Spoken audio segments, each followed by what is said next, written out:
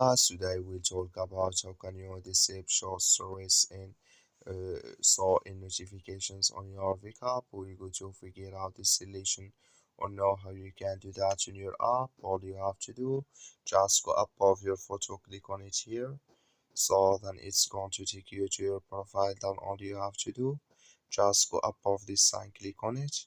So when you click in this sign, it's going to show for you a list like this. Then you click on settings and come to this list here. Then you click here on app settings. When you click here on app settings, it's going to take you to this list here. Then you go down, come here to show stories in messenger. So you click in this sign or this color.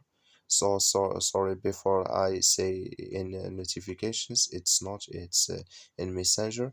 Like you see color, it's gone. That's mean show stories in messenger disable with us now.